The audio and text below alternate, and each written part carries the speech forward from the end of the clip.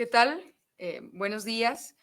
A nombre de la Secretaría de Cultura del Gobierno de Chihuahua, a través del el Fondo Regional para la Cultura y las Artes del Noreste, a través del Festival de Arte Nuevo en su cuarta edición, Espacios Híbridos, les damos la más cordial de las bienvenidas a esta charla.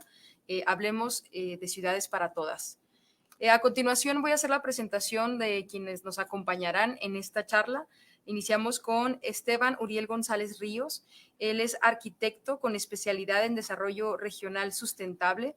Es parte del colectivo Imaginario, organización que utiliza la arquitectura como herramienta para cambiar realidades, realizando consultas sobre esta disciplina en tianguis, así como proyectos e intervenciones sociales, diagnóstico y diseño de propuestas participativas, diseño y fabricación de objetos inmobiliario, además de proyectos y diagnósticos culturales. Él trabajó aquí en la Secretaría de Cultura en algún momento y formó parte de la división de públicos específicos, realizando programación y coordinación de proyectos culturales para el Centro Cultural Quinta Carolina, aquí en la ciudad de Chihuahua. Es miembro de la Liga Peatonal y el colectivo Imaginario para la promoción de los derechos del peatón, la accesibilidad y la normatividad de personas. Actualmente desarrolla proyectos encaminados al desarrollo y promoción de ciudades inclusivas. Esteban Uriel, bienvenido. También está con nosotros Miguel Heredia Armendáriz. Él es arquitecto con maestría en diseño arquitectónico avanzado. Estableció su taller de diseño de arquitectura. Es profesor en el Instituto Superior de Arquitectura, donde también se desempeña como coordinador académico del ciclo básico de la carrera de arquitectura. Bienvenido. Y bueno, el tercer acompañante este día en esta charla es Ricardo González Carranza. Él es arquitecto también y fue seleccionado para el Archivo Digital del Pabellón Mexicano en la 15ª Bienal de Arquitectura de Venecia en 2016 por sus proyectos en el espacio público y proyectos de arte colectivo. Dirige la firma Taller de Arte y Arquitectura Libre. Ha colaborado en firmas de nivel nacional e internacional, así como destacados artistas. Entre los proyectos en los que ha participado destacan el Hotel Demetria, el Centro Cultural Constitución, el Club Social Maryland, los espacios abiertos de Tonalá, así como el Ágora, la Plaza París y Plaza Alegría del mismo centro universitario y tanque de rehabilitación para niños con fibrosis en Tobachines. Ha trabajado como docente en varias instituciones de nivel profesional. Y tenemos también con nosotros a David Mora Torres, es doctor en arquitectura. Él dirige el consultorio arquitectónico para vivienda y es profesor de la Universidad Autónoma de Metropolitana, Unidad Xochimilco. Ha desarrollado una práctica única para el ejercicio de su profesión mediante la instalación de consultorios arquitectónicos en los tianguis de la zona metropolitana del Valle de México, con más de 600 acciones de vivienda y mejoramiento barrial, más un amplio repertorio de consultas arquitectónicas y pues lleva nada más y nada menos que 22 años de experiencia. Es autor de libros y artículos de investigación relacionados con los temas de mejoramiento barrial, urbanismo, vivienda, colonias populares, el Pabellón de México en la Bienal de Arquitectura de Venecia y el documental Hacer Ciudad. Pues bienvenidos todos a esta charla. Las ciudades no se viven de la misma manera si eres mujer, hombre o de un género distinto al binario. La percepción de seguridad y la estadística nos dice también que esto es una realidad, ya que si no es un hombre, la calle, el espacio público tu propia casa pueden ser espacios que propicien la violencia, ya que no están construidos con una perspectiva de género que vaya más allá de que los arquitectos pensaron en ese momento. Es momento, pues, es justo, necesario, propicio hablar de estos temas y de proponer soluciones. Yo soy de una ciudad donde ser mujer es un reto, Ciudad Juárez, y bueno, le agradezco mucho al Festival de Arte Nuevo por esta invitación a hablar de este tema que resulta tan pertinente y relevante. Dejo ahora a continuación le cedo la palabra a Esteban Uriel González Ríos, quien va a fungir como moderador en esta charla. Esteban, gracias. ¿Qué tal? Muy buenos días. pues el fin de esta plática es, como ya se habló, es hablar de ciertos temas, ¿no? En este coloquio en específico vamos a hablar de temas de participación, temas de arquitectura social, porque pues también es una realidad que no todas las personas contratan a un arquitecto, ¿no? La mayoría de las personas pues no contratan a un arquitecto y muchas veces esto se da porque no hay un acercamiento, ¿no? Es como yo tengo que llegar hacia el arquitecto, ¿no? Y el arquitecto no se acerca a las personas. Entonces, a continuación, pues tendremos algunas presentación de proyectos que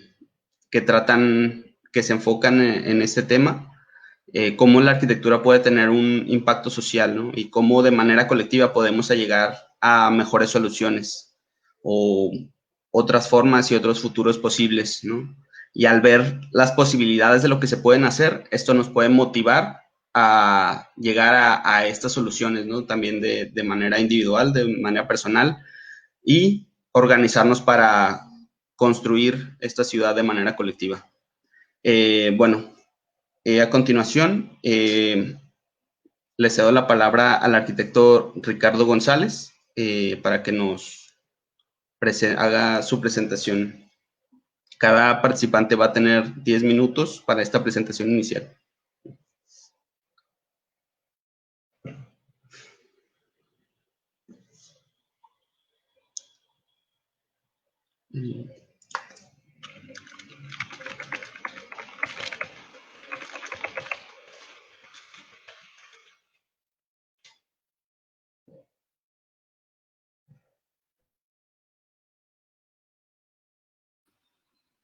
Hola, perdonen.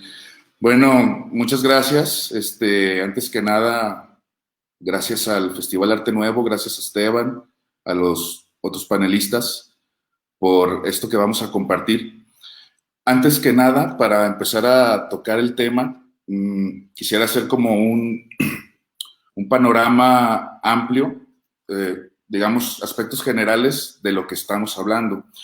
En primer lugar, cuando hablamos de hacer ciudad, son procesos muy complejos que nos superan a los arquitectos como disciplina ya en estos tiempos. Es muy importante de estas charlas que estamos teniendo, cómo nos van a ayudar a definir la profesión, redefinir el hacer de cómo se hace la ciudad. Entonces, en estos procesos complejos, cuando hablamos de una ciudad para todas y todas las personas, hablamos básicamente de dos conceptos que serían inclusión y participación social. Son dos conceptos diferentes que también van de la mano en el sentido de que cuando la ciudad se tiene que hacer entre todos, ¿no? Entonces, ¿cómo se hace la ciudad hoy por hoy?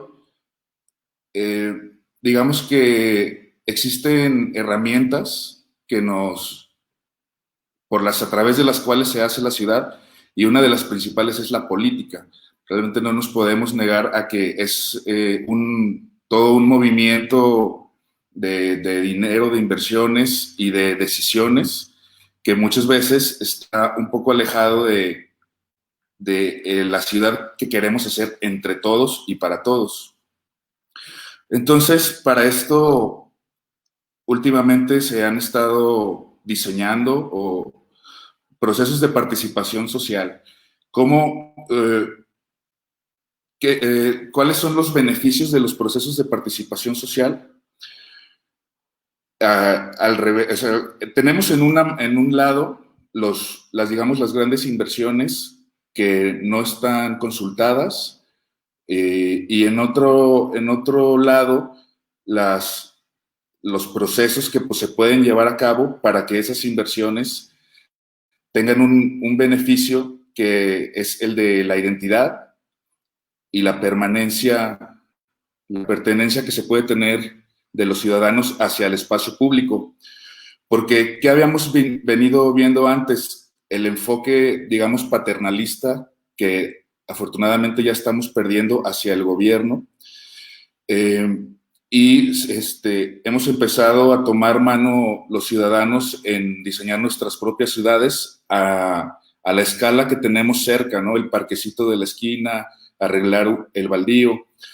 Pero esto también nos lleva a la reflexión de cuál entonces sería ahora el papel de los expertos, que se supone que sabemos diseñar una ciudad, cuando los procesos de participación social y de consulta en términos de proyecto, digamos, se harían entre toda la comunidad.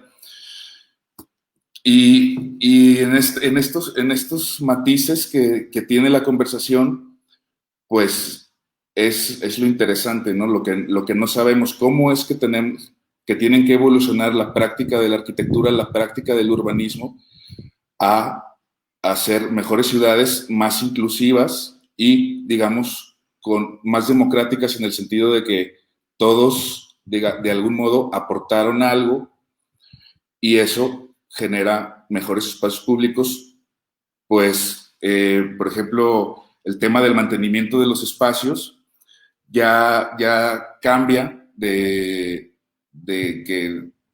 responsabilidad, de que fuera una responsabilidad del gobierno, a responsabilidad de la ciudadanía. Pues bueno, dentro de todo esto, estos procesos, hay muchos ejemplos. ¿Y cuál es el papel de estas nuevas disciplinas que empiezan a formarse, como el urbanismo táctico? Entonces, ya, digamos, como concluyendo un poquito, no sé si ya me pasé de tiempo, el diseño de las inversiones tiene que ser una cuestión que se maneje desde la ciudadanía, de la mano de los expertos, y diseñar mejores y más eficaces procesos de participación social para que se den estos fenómenos de ciudad para todos, ¿no? Como menciona el tema. Como ven.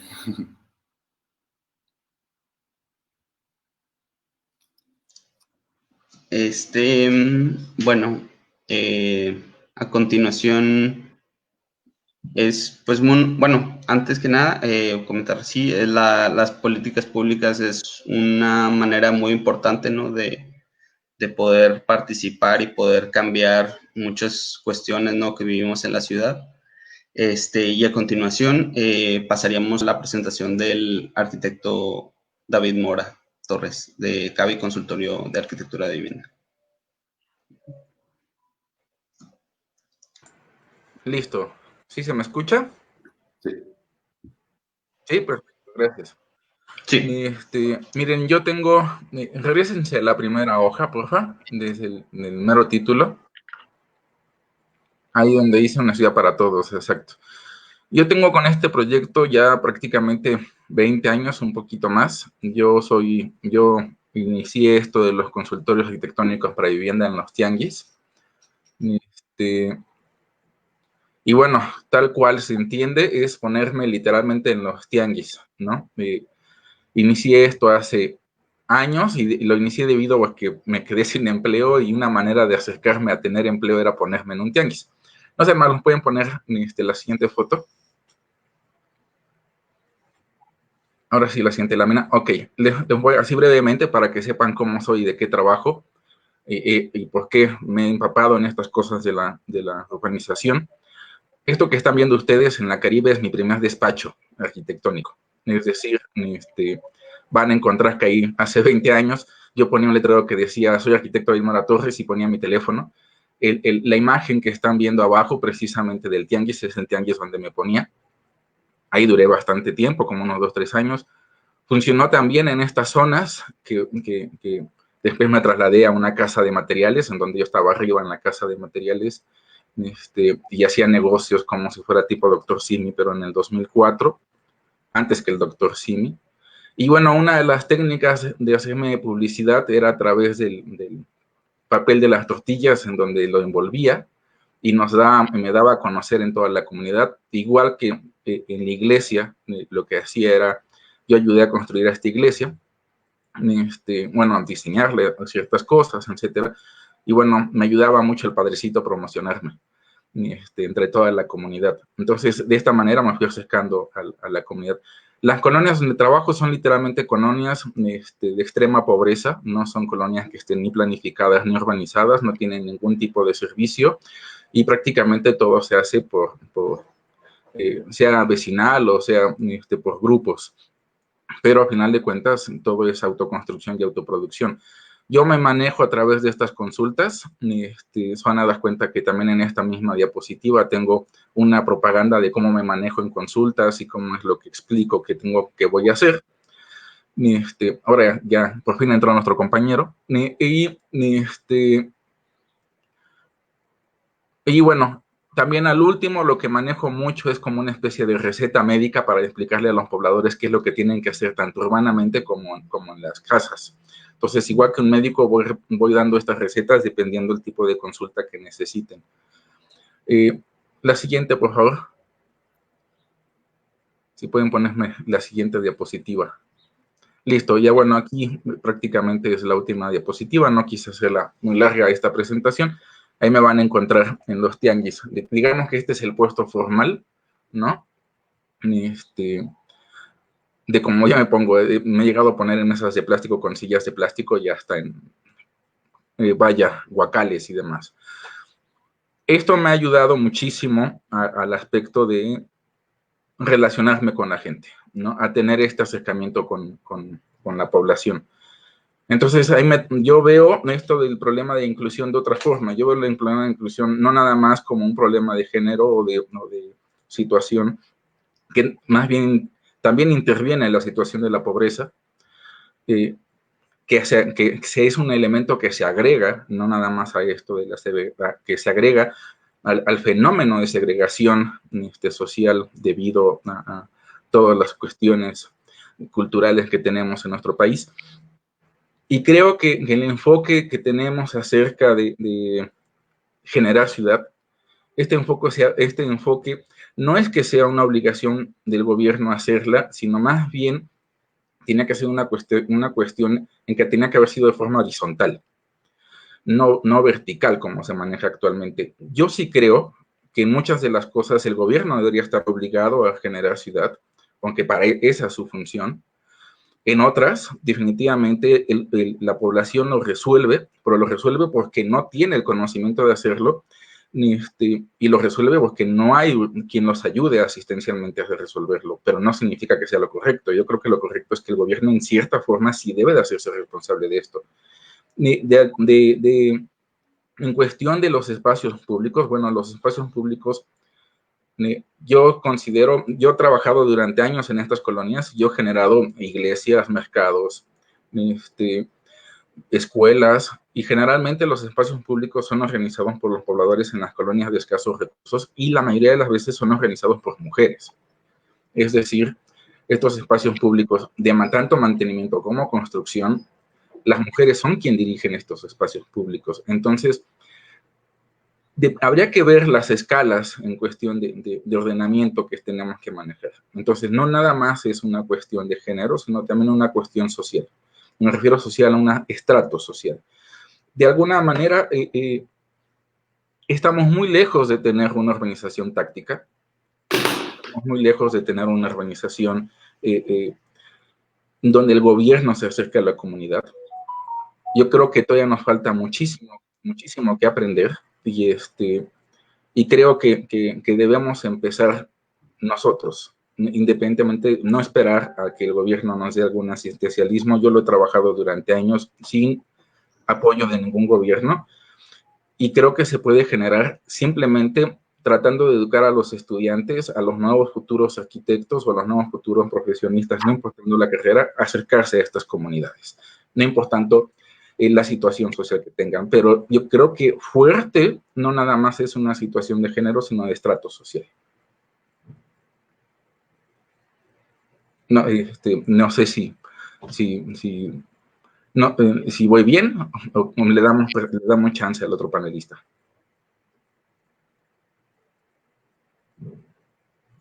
Sí, me parece que ahorita estamos teniendo problemas de conexión,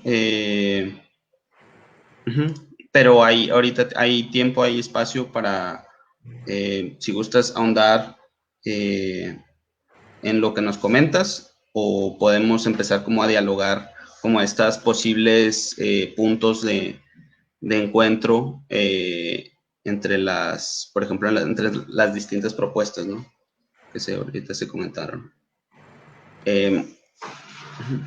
Claro, a mí me hubiera gustado que hubiera también una mujer en el panel, ¿no? Que es importante debatir, ¿no? A ver si para la siguiente ocasión, porque ellas también tienen un punto de vista pues muy diferente a nosotros, ¿no? En ese sentido, que lo vemos de otra realidad. Yo tengo, por mi experiencia, yo voy a hablar más de un estrato social, más de una situación de género, porque por mi experiencia laboral. Además de que yo lo puedo hablar por una situación de género en la repercusión del estrato social. Es decir, las mujeres, he trabajado en los dos estratos, para gente de clase muy alta y para gente de clase de muy escasos recursos, y créanme que la segregación de género en las clases altas no es la misma que la segregación de género en las clases bajas, ¿no? Una segregación de género en las clases bajas es todavía mucho más fuerte que una segregación de clase media. Las ciudades parece que se generan para clases medias, y para mí la segregación para mí la clase media es la peor clase que puede existir y la más segregada y segregacionista, porque la clase media trabaja para sí misma, a diferencia de las clases bajas en donde resuelven algo de manera comunitaria, es decir, que es el bien para todos. En las clases medias, en cuanto ellos lo resuelven de manera independiente, se dejan de hablar. La clase rica no necesita ser ayudada porque ellos tienen los recursos para hacer, pero la clase media es en sí autosegregada, y no es una cuestión de género, es una cuestión de estrato. Así que es muy diferente hablar de segregación de género, ¿no? O hablar de separación de género en ciertas clases sociales, ¿no? Habría que también, en mi caso, yo lo voy a manejar de ese lado, pero por ejemplo, las ciudades, si las vemos generalmente, van a estar hechas para clase media y pocas para clase social, una clase social alta. Y esa se podría decir que no es la misma ciudad, es otra, ¿no? O sea, parece que es diferente ciudad. Sí. Ahora sí ya está por acá con nosotros Miguel, ¿no? Sí, sí, por ejemplo, en el Colectivo Imaginario hemos tenido la experiencia, ¿no?, de aplicar el modelo que usted ha venido aplicando por ya una buena cantidad de años en Ciudad de México, ¿no? Y sí es bien distinto como ir acercándose a el acercamiento directo hacia las personas, ¿no? Lo que nos fuimos topando también es que hay una situación, por ejemplo, muchas personas también nos decían, oigan, pero ustedes dan créditos, y era como, esa a veces era la distinción un poco, ¿no? Pero se aplicó el modelo, y te das cuenta de eso, ¿no? De a veces no es que no quieran contratar a un arquitecto, ¿no? Sino falta que uno se acerque, ¿no? Y ahí cambia mucho la cuestión. Bueno, vamos a seguir con la participación de Miguel Heredia, que él le ha tocado por ya varios años ser parte de el Taller del Desierto, el cual hacen algunas intervenciones, ¿no? Me ha tocado incluso ver o transitar por varias de ellas, en las cuales pues la cuestión es como hacer un proyecto que tenga un impacto social. Y pues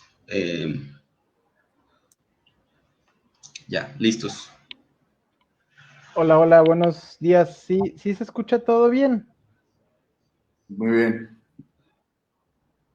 Perfecto. Estuve teniendo ahí algunos problemas técnicos. Una disculpa. Muchas gracias a todos por el espacio. Y bueno, sí, como menciona Esteban, nosotros acá por parte del ISAT del Instituto Superior de Arquitectura y Diseño de Chihuahua hemos ya venido trabajando a lo largo de los años con este proyecto, con esta plataforma de los talleres del desierto, que bueno, tiene una historia mucho más antigua que los últimos años, ¿no? Que lo que hemos venido haciendo en los últimos años, que son estas instalaciones de las que habla Esteban, de las que menciona Esteban, pero bueno, ha sido como parte también un poco de la evolución. Si quieren ir pasando, a partir del año 2015, fue cuando a mí me tocó por primera vez trabajar en este taller, y estuvimos trabajando en colaboración con el aquel entonces colectivo Pac-Man, que luego se convirtió en Enorme Estudio. Es este taller de Madrid a cargo de los arquitectos Rocío Pina y Carmelo Rodríguez. Y bueno, este taller que desarrollamos se planteó en un parque de la ciudad, digamos del primer cuadro de la ciudad de Chihuahua, llamado el Parque Urueta, con un bagaje histórico y un valor arquitectónico importante, ¿no? Nosotros estuvimos ahí acercándonos a la comunidad y bueno, de alguna manera pudimos advertir que en realidad la zona no es que fuera un espacio público muerto o un espacio público carente de actividades sociales. En realidad había varios grupos sociales ahí que organizaban una serie de actividades que le daban mucho dinamismo a la zona, y entonces el reto ahí fue más que como reactivar, digamos, el espacio público, sí potenciar algunas de estas situaciones que ya se daban en el espacio, ¿no? Voy a platicar muy brevemente de este que es el proyecto de Urban Spa, que fue el que hicimos en el año 2015, y luego voy a mostrar, o voy a, digamos, a concentrarme un poco más en otro de los pabellones que realizamos, que el otro fue en el año 2018. Entonces, bueno, este de aquí se trabajó con un ingrediente muy importante para nosotros, ¿no? Que fue la integración de la gente de la zona, de todos estos grupos, ¿no? De pronto algunos grupos de baile, algunos grupos deportivos, etcétera, etcétera, que existían ahí, que son habitantes del lugar. Y bueno, el reto consistía en que a partir de la información que nosotros cruzábamos con ellos, a partir de ciertas actividades lúdicas que realizamos para poder obtener información y para poder trabajar junto con ellos, se determinó a partir de ahí una serie de estrategias de diseño, un proyecto, incluso el lugar donde se iba a intervenir, ¿no? Sin que desde el planteamiento original estuviera claro cuál era este lugar específico donde nos íbamos a implantar. Pues bueno, eso pensamos nosotros que era una buena oportunidad poderlo trabajar junto con la comunidad. Entonces, lo que están viendo acá ustedes, pues es un proyecto hecho con materiales reciclados. Teníamos como base unos módulos de andamiaje, de construcción, de estos andamios muy rudimentarios, ¿no? Los que son metálicos. Y a partir de estos módulos de andamio, que era como el material base que teníamos, decidimos formarlos o decidimos organizarlos alrededor de esta fuente existente. Era una fuente que estaba fuera de servicio, ya tenía muchos años, ¿no? Es algo muy común que de pronto pasa acá en las ciudades seguramente del norte, donde el agua no es algo que abunda, pues de pronto se hacen estas obras de agua y quedan inservibles, ¿no? Al paso del tiempo.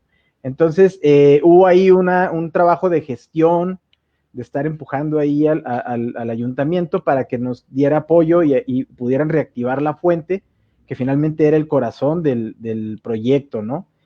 Hubo también ahí un trabajo de gestión a partir de conseguir los materiales, conseguir recursos, esto como parte fundamental del planteamiento del taller y obviamente de la formación de los estudiantes, ¿no? O sea, cómo poder autogestionar, cómo poder tocar puertas, cómo funciona esto, ¿no? Que al final de cuentas, en nuestro país y en nuestros nuestras ciudades donde no abundan los recursos de una manera muy fluida, pues me parece que esto es muy importante, ¿no? Si quieren avanzar. Y bueno, el resultado al final pues fue un proyecto, fue este pabellón que logró reunir muchísimas personas, incluso no nada más de la zona, sino de pronto vinieron usuarios de otras partes de la ciudad, lo cual nosotros lo consideramos muy valioso porque bueno, luego lo que pasa también es que este tipo de zonas o de sectores de la ciudad se empiezan a quedar como segregados, ¿no? Se empiezan a quedar un poco olvidados por otras áreas de la ciudad de Chihuahua, y entonces creímos que este pabellón logró, ¿no? Logró como reunir de nuevo.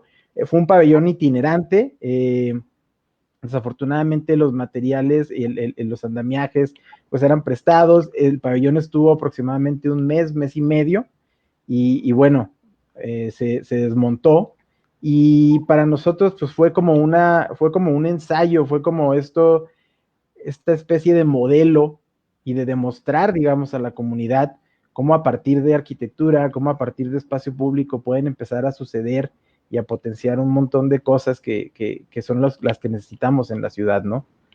Si quieren seguir avanzando.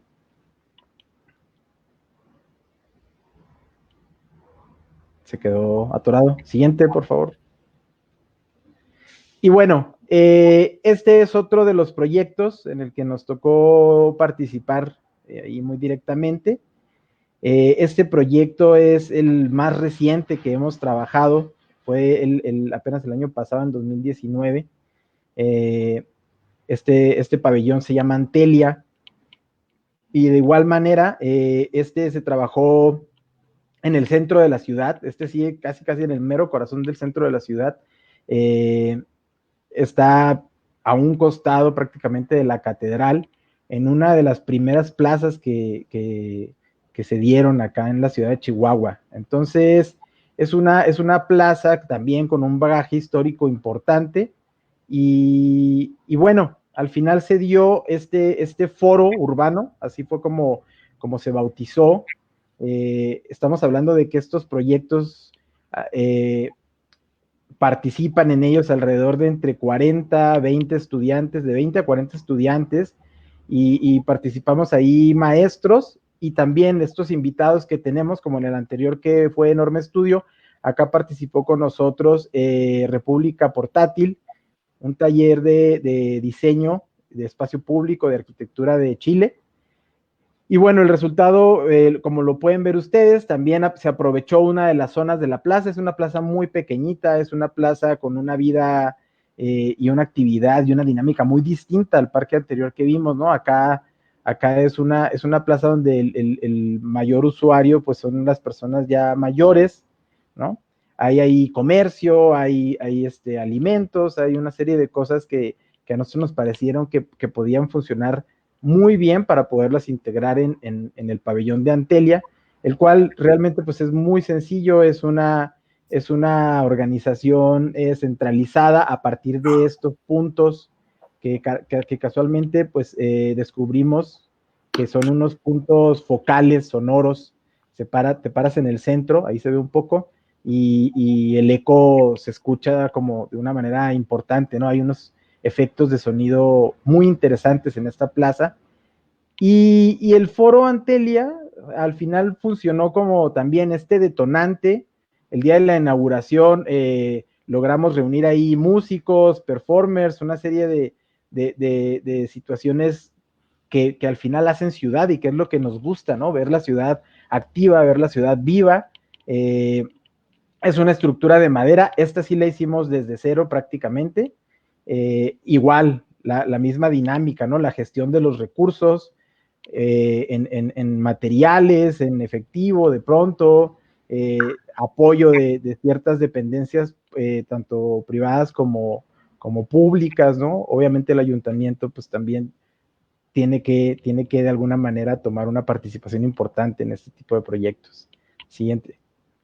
Algo importante de Antelia es que ahorita está como finalista en este concurso de Firenze. Entonces, pues bueno, estamos muy contentos por eso, ¿no? Y bueno, este es el proyecto en el que yo me había preparado para platicarles. No sé cómo andemos de tiempo, Esteban. Sí, está bien. Ok. Este es un proyecto que realizamos en el año 2018 en una colonia, como pueden ver ahí, que se llama Santa Cecilia. A diferencia de los otros proyectos que ya vimos, este proyecto está en una zona muy al norte de la ciudad, ¿no? No exactamente en las afueras, pero sí muy alejada, digamos, de la zona centro y muy alejada de estas otras zonas que ahorita, pues como supongo que en todas las ciudades están muy en boga, están con una actividad comercial y con una actividad social importante. Y bueno, acá decidimos, a partir del acercamiento que hubo con una asociación llamada Umbral, trabajar en esta reactivación, en este apoyo a esta colonia Santa Cecilia, que tenía la peculiaridad de que había sido fundada por un mariachi, y entonces hay esta cultura de la música muy arraigada en los habitantes de la colonia, si quieren ir pasando. Y bueno, esto también fue algo fundamental para el taller, ¿no? Porque nos dimos a la tarea de tener un acercamiento importante con la población, con el usuario, y detectamos que había estos grupos, ¿no? Había un grupo de música que era un grupo de mariachi infantil, obviamente impulsado ahí por las familias.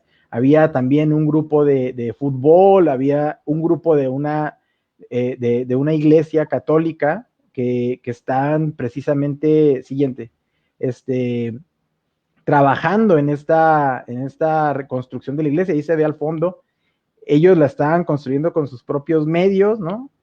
Y bueno, ahí en esta imagen podemos ver este acercamiento que tuvimos con la comunidad. Se diseñaron en conjunto también con Enorme Estudio, que nos volvió a acompañar en esta ocasión, una serie de actividades muy lúdicas, ¿no? Una serie de actividades muy, muy gráficas donde pudiéramos nosotros ir extrayendo información poco a poco. Siguiente.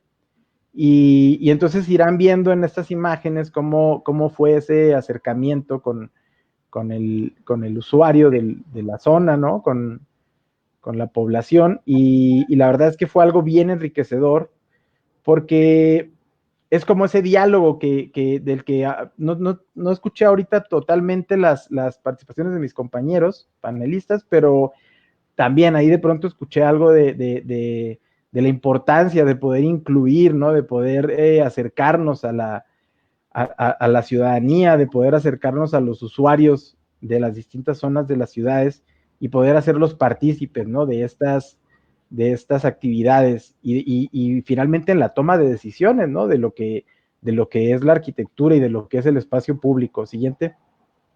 Entonces irán viendo ahí una serie de juegos, una serie de dibujos, de gráficos que se diseñaron de manera que fueran muy digeribles, ¿no? Que la gente se divirtiera con ellos, pero que nos pudiera ir arrojando esta información. Y una vez que tuvimos este proceso tan importante, pues bueno, es momento del team back, y estuvimos trabajando ya con los estudiantes, tratando de reinterpretar o de interpretar la información obtenida, ¿no? Y entonces empezando a generar propuestas. Siguiente. Y bueno, se desarrollaron una serie de propuestas, ¿no? Era un grupo numeroso también. Siguiente.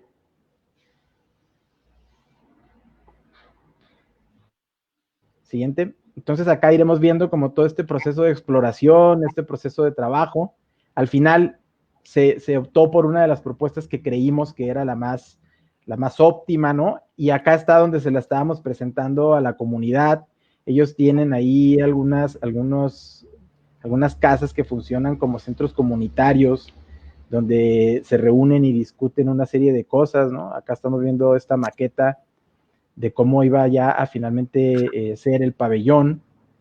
También identificamos el punto donde donde creímos que era la mejor zona para poder implantarnos con este pabellón. Y bueno, la intención del pabellón era que pudiera reunir a los diferentes grupos que conviven en esta zona, ¿no? Que pudiera haber un espacio de convivencia entre los músicos, entre la parte religiosa, entre la parte deportiva y en fin, prácticamente toda la comunidad de la colonia, ¿no? Ahí ya estamos viendo un poco el trabajo de la plancha, de la placa que funcionó como la base para el pabellón. Acá también hubo un trabajo de gestión de materiales, de gestión de recursos. La base del pabellón fueron unas estructuras recicladas de uno de los pabellones que ya habíamos trabajado anteriormente. Son estas estructuras de 1.22 por 2.44. Y bueno, ya ahora sí todo el trabajo de taller, herrería, carpintería, etcétera, donde pues bueno, el estudiante es el principal actor, ¿no? De todo esto que estamos viendo. Y bueno, fue una jornada muy ardua. Un mes es lo que duran estos talleres del desierto. Entonces todo esto que estamos viendo acá se fue trabajando, ¿qué les gusta? En la tercera y cuarta semana, ¿no? Considerando que la primera y la segunda semana es toda la parte, digamos, de los antecedentes del proyecto, la parte de la investigación, del análisis, del diagnóstico. Y la verdad de las cosas es que creemos que al final resultó un proyecto que refleja y que de alguna manera aterrizó, ¿no? Y plasmó lo que la comunidad es, lo que la comunidad de la zona es y lo que la comunidad de la zona hace día a día, ¿no? Entonces, obviamente una de las principales necesidades era el tema de la sombra, pero también el tema de que hubiera una estructura donde la gente pudiera convivir, donde la gente pudiera reunirse a platicar, tuvieran reuniones de barrio, ¿no? Etcétera, etcétera. Acá estamos viendo algunas imágenes de unos eventos que hubo, algunos durante la inauguración y otros posteriores a la inauguración del evento. Acá también hubo una buena participación por parte de la población, no solamente en la parte del proceso, digamos, de diseño, sino también en la manufactura, ¿no? En la fabricación, en los trabajos de pintura, una serie de cosas. También decir que bueno, la comunidad apoya mucho en este tipo de proyectos. Al principio son como un poco renuentes, siempre que llega un grupo de este tipo, pues hay como una especie de incertidumbre, ¿no? ¿Qué va a pasar? ¿A dónde vamos? ¿A qué vienen? ¿Qué van a hacer? Pero la verdad es que a la hora de que ya todo se plantea y todo se pone sobre la mesa, pues hay una muy buena comunión entre la parte de los arquitectos y la parte de la comunidad. Entonces, la verdad es que creo que estas fotos son muy explícitas en ese sentido, ¿no? De lo que se pudo lograr acá en este pabellón de nombre Arachi, que tiene que ver con este tema del folclore de la música, del folclore de los colores, ¿no? Que fue algo que participó de una manera importante durante el proceso del proyecto y el resultado final. Entonces, bueno, yo creo que eso sería todo de mi parte y bueno, muchas gracias. Sí, pues agradecer tu participación. En lo personal, por ejemplo, uno de los puntos que más me interesan es, hacer diseño y diagnóstico participativo junto con las personas, ¿no? No nada más llegar y decir, yo sé lo que a ti te conviene y esto es, ¿no? Sino que hacerlo en conjunto, ¿no?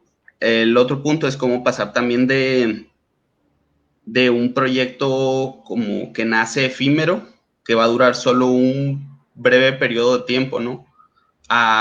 Pero como una experimentación para de ahí pasar a proyectos más como perdurables, ¿no? O sea, como que se aprendió, pero irlo aplicando a algo que dure más tiempo, ¿no?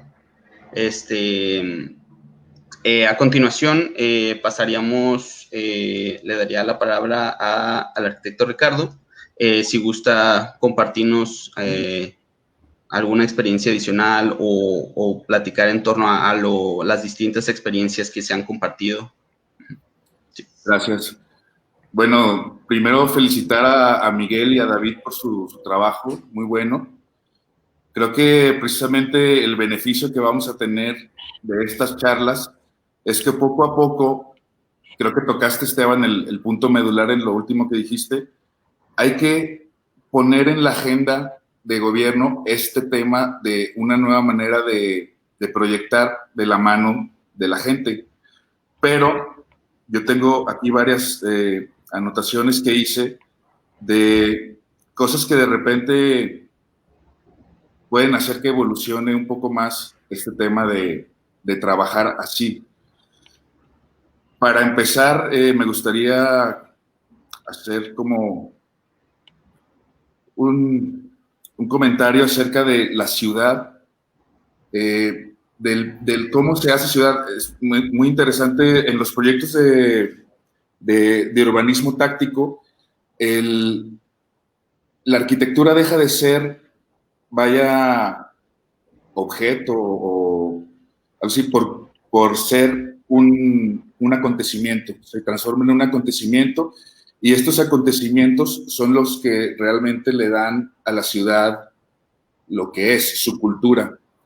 El cómo hacemos arquitectura crea la ciudad, crea la cultura. No importa, y no solamente es lo físico, sino que también es todo lo que pasa también dentro de los edificios y fuera. Entonces, en ese sentido, somos totalmente responsables y por eso es urgente platicar de estos temas, porque estamos construyendo las ciudades del siglo XXI y también con todas nuestras opiniones en estos tiempos que vivimos de mucho impacto mediático y viralidad, pues es importantísimo opinar, porque tenemos que construir esto entre todos y se construye a través de un inteligente colectivo que es el que hay que modificar en algunas ideas del siglo pasado que ahora en este siglo pues ya no funcionan, ¿no? Nada más otro comentario. El tema del look, vaya, que tiene el urbanismo táctico, de ese tema de materiales reciclados, de temporalidad. Creo que es como muy valioso, como un primer acercamiento, establecer un punto en el mapa psicogeográfico de la gente con un acontecimiento como son estas intervenciones urbanas de temporalidad corta, pero sí, lo importante es que se ponga esto, digamos, en la agenda del gobierno, esta nueva manera de hacer ciudad. Creo que eso es por lo que tenemos que empujar, para que las inversiones ya fuertes se hagan con un estudio previo de arquitectura táctica, o sea, primero una intervención de bajos recursos donde estableces un punto psicogeográfico, estableces la identidad, le das una historia al futuro proyecto donde se debe de recibir ahora sí la inversión. Creo que eso es de lo más valioso que podemos sacar de estas pláticas.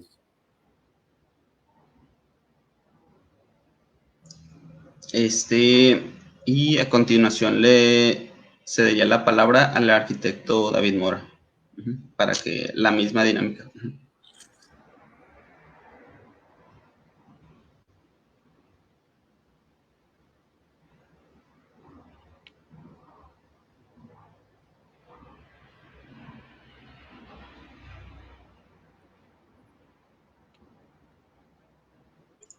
Me parece que está apagado su micrófono. Gracias, ya está.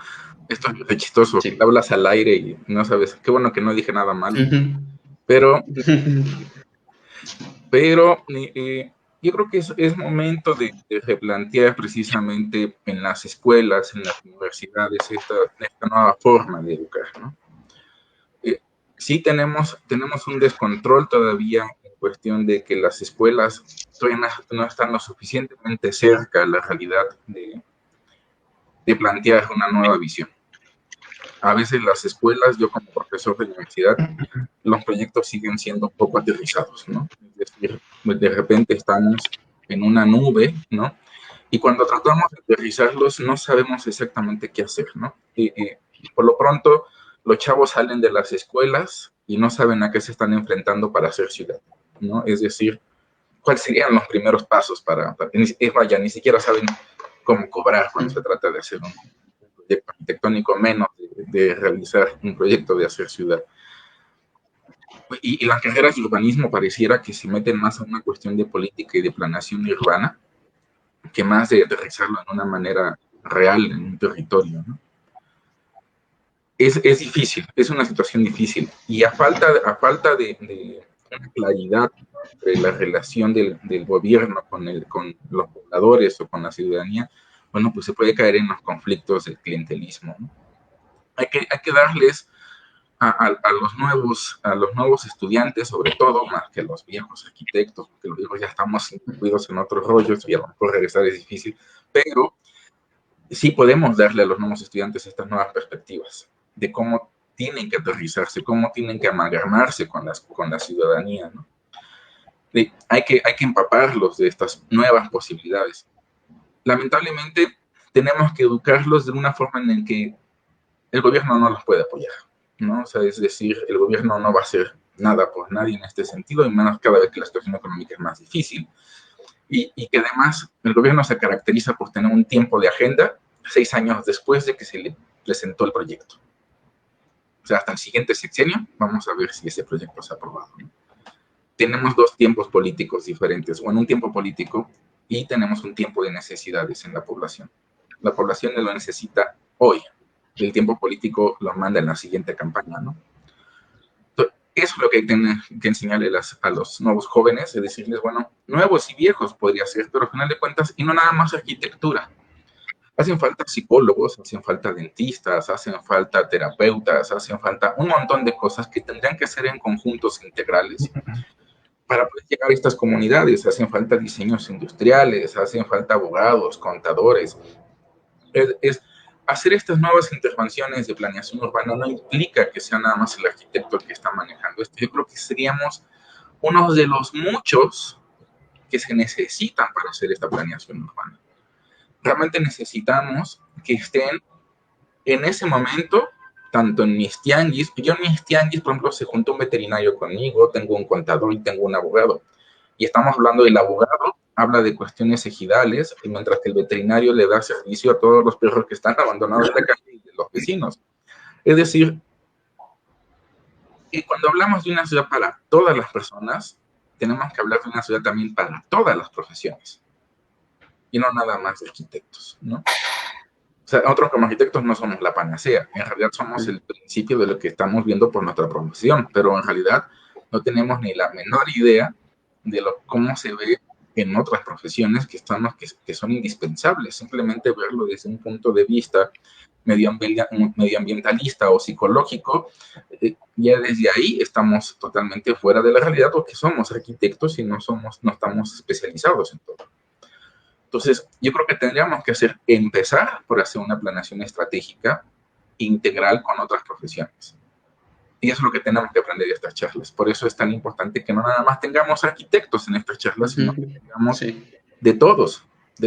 O sea, que podamos hablar con la señora del aseo, como podemos hablar con la doctora no sé qué, ¿sí me explico? Aunque todos somos parte de la ciudad, ¿no? Entonces, eso es para mí una ciudad para todos, ¿no? No sé, Miguel, ¿qué opinas? Sí, a mí me parece bien importante esto que menciona David acerca del rol que tenemos de pronto como arquitectos. Y a veces a mí me parece que perdemos la dimensión de las posibilidades y de los alcances y de la responsabilidad que tenemos como arquitectos, ¿eh? Creo que pensar que la arquitectura es el ombligo y que el arquitecto es el personaje y el protagonista principal dentro de la película que podemos llamar ciudad, pues es un error totalmente, ¿no? Y creo que esta pandemia también nos lo está demostrando, y nos está demostrando seguramente muchas de las cosas que hemos venido haciendo mal a lo largo de los años, ¿no? Y nos ha venido a demostrar también que tenemos que aprender la cultura de la otredad, aprender a poder entender la participación y el rol que puede tener cada uno de los individuos que forman parte de una ciudad, ¿no? Creo que es fundamental, definitivamente, poder sembrar esa semillita en el estudiante, ¿no? Y no nada más de arquitectura, como ya mencionaron, o sea, me parece que el profesionista tiene que tomar una visión distinta de lo que es la ciudad, ¿no?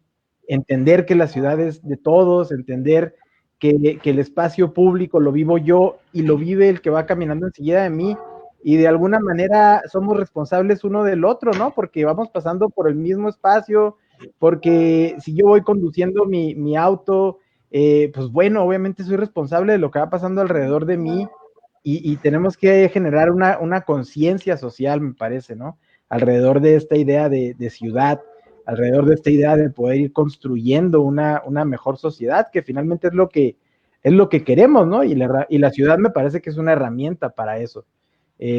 Pero sí, definitivamente yo creo que nosotros somos un engrane más dentro del motor, ¿no? Y creo que la idea de la multidisciplinariedad, la idea de poder incursionar.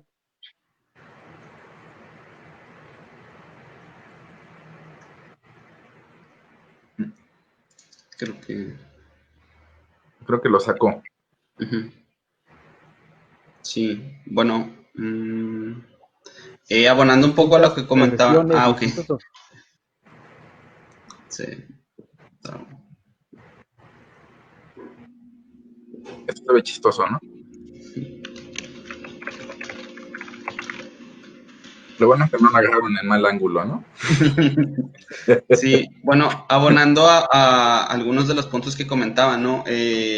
Sí, por ejemplo, en el colectivo, una de las como retroalimentaciones o aprendizajes más fuertes que hemos tenido ha sido esta como colaboración con personas no arquitectas, ¿no? O sea, a veces incluso encontramos más similitudes y puntos en común que con otros arquitectos y arquitectas, ¿no?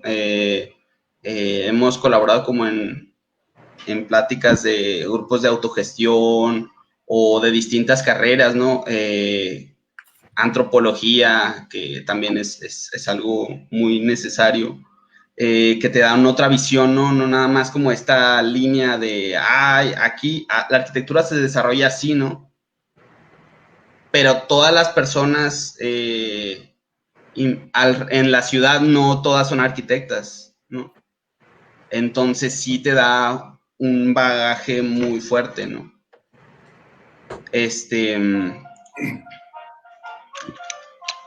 Y pues sí, es necesario como ir hablando más, ¿no? De estos temas, ¿no? De ir generando estas discusiones, ¿no? Para llegar a puntos en común que nos permitan ir hablando y construyendo mejores ciudades, ¿no? Posibles, aunque sea desde lo micro, pero eso desde muchos microproyectos, si lo queremos llamar, en una gran escala, nos traen un gran impacto, ¿no? Más que a veces proyectos enormes que nada más están ahí, ¿no? Y no se usan, por ejemplo.